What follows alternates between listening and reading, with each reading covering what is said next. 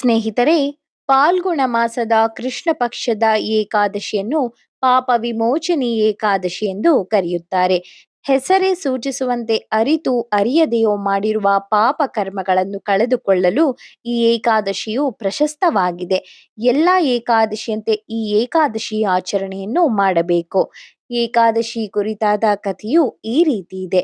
ವನವಾಸದಲ್ಲಿದ್ದಾಗ ಪಾಂಡವರ ಯೋಗಕ್ಷೇಮವನ್ನು ವಿಚಾರಿಸಲು ಬಂದಿದ್ದ ಶ್ರೀಕೃಷ್ಣನು, ನಿಮಗೆ ಬಂದಿರುವ ಈ ಕಷ್ಟ ಕಾಲ ಕಳೆಯಲು ಫಾಲ್ಗುಣ ಮಾಸದ ಕೃಷ್ಣ ಪಕ್ಷದ ಪಾಪ ವಿಮೋಚನಿ ಏಕಾದಶಿಯನ್ನು ಆಚರಿಸಿದರೆ ಸಕಲ ಪಾಪಗಳು ಕಳೆದು ಹೋಗುತ್ತದೆ ಎಂದು ಯುಧಿಷ್ಠಿರನಿಗೆ ಹೇಳುತ್ತಾ, ಈ ಏಕಾದಶಿಯ ವೃತ್ತಾಂತದ ಕಥೆಯ ಮಹತ್ವವನ್ನು ಮಾಂಧಾತ ರಾಜನಿಗೆ ಲೋಮಶ ಮಹರ್ಷಿಗಳು ಹೇಳಿದ್ದರು. ಅದನ್ನು ನಾನು ನಿಮಗೆ ತಿಳಿಸುತ್ತೇನೆ ಎಂದು ಶ್ರೀಕೃಷ್ಣನು ಕತೆ ಹೇಳಿದನು. ಪೂರ್ವದಲ್ಲಿ ಚೈತ್ರರಥ ಎಂಬ ಸುಂದರವಾದ ಅರಣ್ಯ ಭೂಮಿಯ ಮೇಲೆ ಪ್ರಸಿದ್ಧಿಯನ್ನು ಪಡೆದ ಉದ್ಯಾನವನವಿತ್ತು. ಅದು ಎಷ್ಟು ಸುಂದರವಾಗಿತ್ತು ಎಂದರೆ, ಮೃಗ ಪಕ್ಷಿಗಳು, ಜಿಂಕೆ, ಅಳಿಲು, ನವಿಲು, ಮೊಲ, ಹಿಮಸಾರಂಗಗಳು ಹಾಗೂ ಗಿಳಿ, ಕೋಗಿಲೆ, ಮೈನಾ, ಕೆಂಬೂದ, ಗೀಚಗ, ಕೌಜುಗ, ಗುಬ್ಬಚ್ಚಿ ಪಕ್ಷಿಗಳು ಮುಂತಾದ ಪ್ರಾಣಿಗಳಿಂದ ಕೂಡಿ ಸುಂದರವಾದ ಸುಗಂಧಭರಿತ ಹೂಬನಗಳಿಂದ, ಸಿಹಿಯಾದ ಹಣ್ಣು ಹಂಪಲು ತುಂಬಿದ ಗಿಡಮರಗಳಿಂದ ಕೂಡಿ ಅತ್ಯಂತ ಮನೋಹರವಾಗಿತ್ತು. ಇಂತಹ ಸುಂದರವಾದ ಉದ್ಯಾನವನಕ್ಕೆ ದೇವಲೋಕದಿಂದ ಇಂದ್ರಾದಿ ದೇವತೆಗಳು ವಿಹಾರ ಮಾಡಲು ಬರುತ್ತಿದ್ದರು. ಇಲ್ಲಿ ಜ್ಞಾನಿ ಶ್ರೇಷ್ಠರಾದ ಚವನ ಮಹರ್ಷಿಗಳ ಪುತ್ರ ಮೇಧಾವಿ ಎಂಬ ಸುಂದರ ಯುವ ತಪಸ್ವಿಯು ಭಗವಂತನನ್ನು ಕುರಿತು ತಪಸ್ಸು ಮಾಡುತ್ತಿದ್ದನು. ಇವನ ತಪಸ್ಸನ್ನು ಭಂಗಗೊಳಿಸಬೇಕೆಂದು ಅಪ್ಸರೆಯರು, ಗಂಧರ್ವರು ಪರೀಕ್ಷಿಸಿ ಸೋತು ಹೋದರು. ಕೊನೆಗೆ ಇಂದ್ರನು ಮೇಧಾವಿಯ ತಪಸ್ಸನ್ನು ಕೆಡಿಸಬೇಕು ಎಂದು ಮಂಜುಘೋಷ ಎಂಬ ಸುಂದರಿ ಅಪ್ಸರಾ ಸ್ತ್ರೀಯನ್ನು ಕರೆದುಕೊಂಡು ಬಂದನು. ಮಂಜುಘೋಷ ರತಿಗಿಂತಲೂ ಅತ್ಯಂತ ಸುಂದರ. ಅವಳ ಮಾತು ಮಂಜುಳಾ ಭಾಷಿಣಿ, ನವಿಲು ನಾಚುವಂತ ನೃತ್ಯ, ಮೃದು ಮಧುರ ಬಳಕುವ ಲತೆಯಂತ ಅಪ್ಸರಾ ಸ್ತ್ರೀಯನ್ನು ಮೇಧಾವಿ ಇರುವ ಸಮೀಪ ಬಿಟ್ಟನು. ಮಂಜುಘೋಷ ತಪಸ್ವಿ ಯುವಕನನ್ನು ಸೆಳೆಯಲು ನೃತ್ಯ ಗಾಯನ ಮಾಡುವ ಮೂಲಕ ಪ್ರಯತ್ನಿಸುತ್ತಿದ್ದಳು. ಇದನ್ನು ಗಮನಿಸುತ್ತಿದ್ದ ಕಾಮದೇವ ಅಪ್ಸರಾ ಸ್ತ್ರೀಯ ಕಾಮನ ಬಿಲ್ಲಿನಂತ ಉಬ್ಬಿನಲ್ಲಿ ಸೇರಿಕೊಂಡು ಅವಳ ಕಣ್ಣ ನೋಟ ಬಾಣದಿಂದ ಮೇಧಾವಿಯನ್ನು ಸೆಳೆಯಲು ಅನುಕೂಲ ಮಾಡಿಕೊಟ್ಟನು.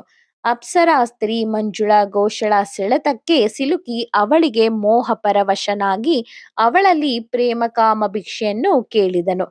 ಆ ಸುಂದರಿಯೊಂದಿಗೆ ಅದೆಷ್ಟೋ ವರ್ಷಗಳು ಭೋಗ ಜೀವನದಲ್ಲಿ ಕಳೆದನೋ ಅವನಿಗೆ ತಿಳಿಯಲಿಲ್ಲ. ಎಷ್ಟೋ ವರ್ಷಗಳು ಕಳೆದ ಮೇಲೆ ಅಪ್ಸರೆಯು ತನ್ನ ಲೋಕಕ್ಕೆ ಹೊರಡಲು ಅನುಮತಿ ಕೇಳಿದಳು. ಅಯ್ಯೋ, ಬೆಳಗ್ಗೆ ತಾನೇ ಬಂದಿರುವೆ, ಸಂಜೆಯಾಗುತ್ತದೆ, ಕತ್ತಲು ಕಳೆದು ಬೆಳಗಾದ ಮೇಲೆ ಹೋಗು ಎಂದನು. ಅಪ್ಸರೆಯು ಸುಮ್ಮನಿದ್ದು ಮತ್ತಷ್ಟು ದಿನ ಕಳೆದಳು. ಮತ್ತೆ ಒಂದು ದಿನ ಹೋಗುವೆನೆಂದಳು. ಮೇಧಾವಿಯು, ಇಲ್ಲ, ಈಗಿನ್ನೂ ಬಂದಿರುವೆ, ಇನ್ನು ಸ್ವಲ್ಪ ದಿನವಾಗಲಿ ಎಂದಾಗ ಅವಳು ತಾನು ಅಪ್ಸರಾ ಸ್ತ್ರೀ, ನಾನು ಬಂದು ಎಷ್ಟೋ ವರ್ಷಗಳಾಯಿತು ಎಂಬುದನ್ನು ಹೇಳಿದಳು. ಇದನ್ನು ಕೇಳಿದ ಮೇಧಾವಿ ತನ್ನನ್ನು ತಾನೇ ಹಳಿದುಕೊಂಡು, ನನ್ನ ತಪಸ್ಸನ್ನು ಕೆಡಿಸಲು ಬಂದ ನೀನು ಪಿಶಾಚಿಯಾಗು ಎಂದು ಮಂಜುಘೋಷಗೆ ಶಾಪ ಕೊಟ್ಟನು.